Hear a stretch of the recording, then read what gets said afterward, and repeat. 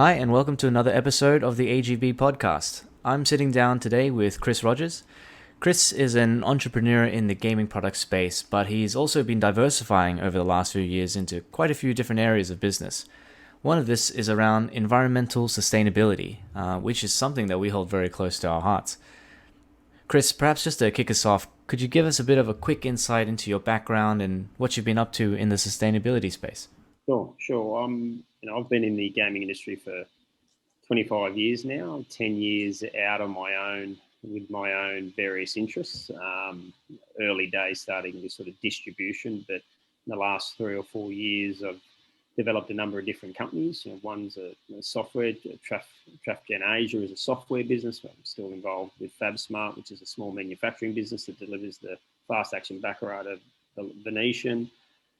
But in terms of the sustainability, I started a company called Kroll Enviro Asia, which is a partnership with Kroll Australia, where basically we deliver environmental products to help, not just casinos, but, various organisations with their sustainability, with the leading product being the Orca, which is a food digester, which allows the diversion of food waste, out of landfill, and not only reduces that, so less trucks on the road, it reduces the CO2. So when the food is not being put into the ground, it's not releasing CO2. So, and we also do voltage optimization, and we're looking at various other products. But that's something that was close to my heart. I like sort of a bit of environmentalist myself, so it was a successful business in Australia, and I saw an opportunity to bring what they were doing in Australia successfully into Asia, and we've now got positions in Macau and the Philippines at the moment.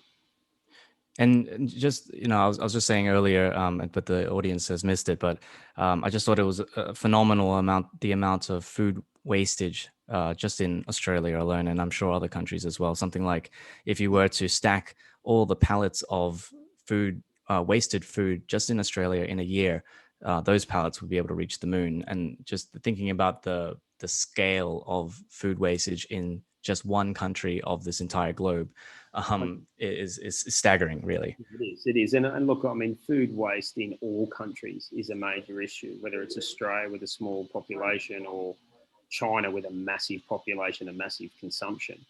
But it's also the fact that, a lot of countries, a lot of cultures overeat and waste an enormous amount of food as well. So, and in terms of eliminating that waste or dealing with that waste, the main option is to send it to landfill. So, that has multiple ramifications for the environment, because number one, you've got a whole bunch of food going into the ground where it breaks down and releases CO2, which is not good, but you also have to truck it there. So you spend an enormous amount of money and time, and also, polluting the environment with, trucks and things like that. So it's a huge issue, and I don't think there is a country. I mean, there are some countries in Europe that are far more efficient than some of the other Western countries, but it's a huge issue. So we, with our product, the Orca, where you can digest the waste, not all the waste, but 95% of food waste can be digested on site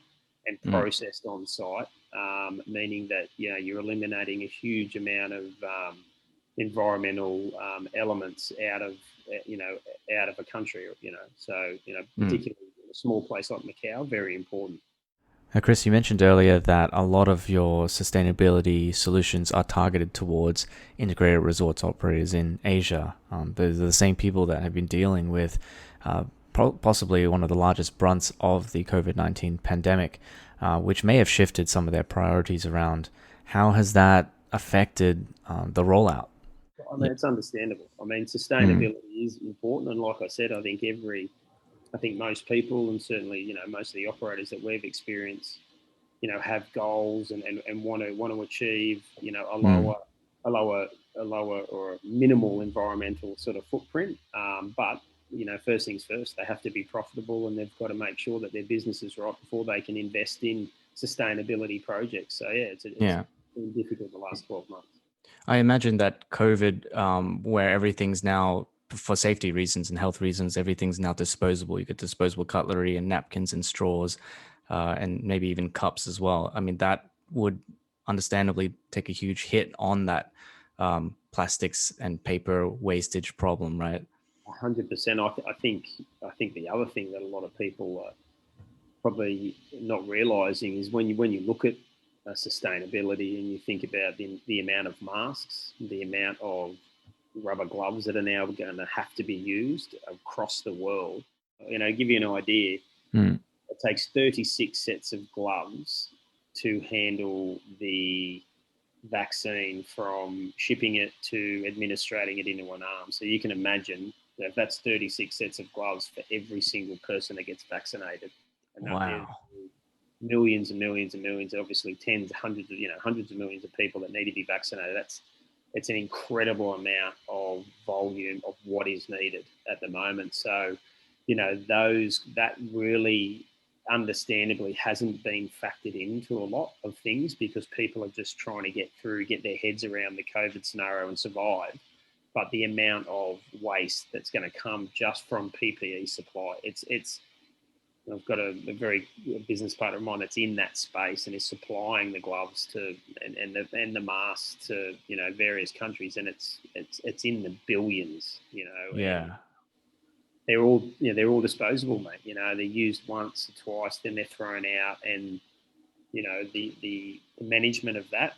To be honest, mate, talking to you now, we haven't really, even us, we haven't even really looked at that. And it's like, wow, where is all that going? But it's something we Yeah. definitely look at I'm because just picturing a landfill just filled with gloves. PPE Yeah, it's gloves, equipment. mate.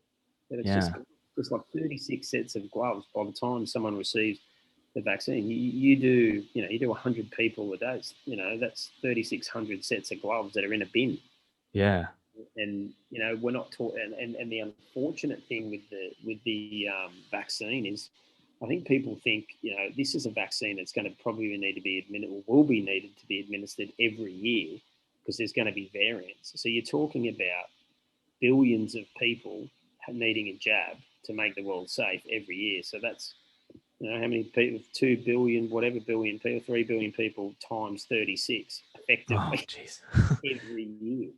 Yeah. So it's an enormous, and that's just to give the jab. That's not including everyone wearing them every day, just a hand of being in the hospitals. I mean, Mm. the amount of usage of these kind of things has gone up, 1,000,000%. Rightly so. We've got to Yeah. protect ourselves, but there's going to be another offset. If you think about where the world was going, everyone's getting rid of their plastic straws. Everyone's trying to do that. Well, then that's all just been replaced by gloves through the pandemic. Yeah.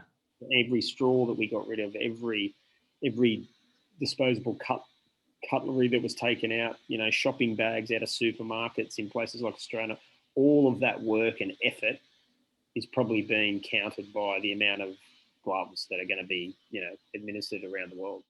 There is going to be a monumental shift in the amount of waste in and around those products. So there's no doubt COVID's affected the way that everybody dines, the way that everyone interacts, and Mm. unfortunately, due to health reasons, there's also going to be a huge increase in waste in and around just being everybody needing to protect themselves. So yeah, I don't think we're going to fully see the impact of that for another few years, but I certainly think if you look at the end of this year, 2021, there is going to be an enormous amount of waste in and around PPE supply, if you like. Yeah, just changing track a little bit here, Chris. Given your clientele is the IR operators, when do you expect them to really start thinking about environmental sustainability again and not so much about how to keep their lights on? Mate, it's a tough one. It really is. That's a tough one. I mean, I last year, in my own mind, would have thought that Macau would have been well and truly back on track mid last year. And when the borders opened back up, I thought the uptake in Macau would have been a little bit stronger. I think Macau's done a sensational job, and so countries like the Philippines, to the best of their ability to try to control it. But it's very, very difficult to say when, you know, when things are going to come back normal, because the anomaly is, if there's another, there's a variant virus, and things, there's more cases come up. I know, sort of sitting in Australia, it's pretty well controlled, but then out of the blue, cases pop up and things get restricted again. So I know for a fact everyone within the industry and associated with the industry really hopes that we can get some sort of stability. I think Mm, Chinese New Year will be very interesting. mm, See how things go, obviously in Macau, but right across Asia as well, and even looking at the way China's dealing with Chinese New Year and asking some of their citizens not to travel. I mean, again, it's sort of unheard of, but we live mm, in interesting times, mate. So I wish I knew, I really do, but I don't. I think it's, you've got to take each sort of week, each month at a time, and mm. look at the markets, and as confidence grows, sort of hope, I suppose, that things stay stable to give everyone more confidence to start reinvesting in their business, whether it's from a sustainability point of view, or gaming point of view, or whatever. I think there's a lot of industries that are relying on the fact that we need we need the markets to gain a bit of stability, and everyone to start getting back on track. All right, right. Well, thank you, Chris, for the chat today, and I really do hope to see more of your sustainability products kind of coming out across Australia and Asia in the future. I think there's a lot of potential, and there's a big need for it. Honestly, this world is not going to heal itself, and as we can see from COVID, like impossible worse things could happen in the future that we just couldn't forecast. So let's do the best that we can do for our the world that we live in. Absolutely. Um, and keep trucking on, right? Yeah, definitely. But I mean, like you said, it's you have to be proactive, right? We can't sit back and consume things, and as it's things aren't infinite. We have to manage, ourselves and the planet and everything we use much, much better. So yeah, we're a very, very small part of that, but it's all important. Everybody's got to do their bit. So we're hoping that like you said, things come on, and we can continue to sort of help in any way we can. Great. Well, thank you, Chris. Thanks again for your time, and hope to chat to you again soon. Yeah, absolutely. Thank you.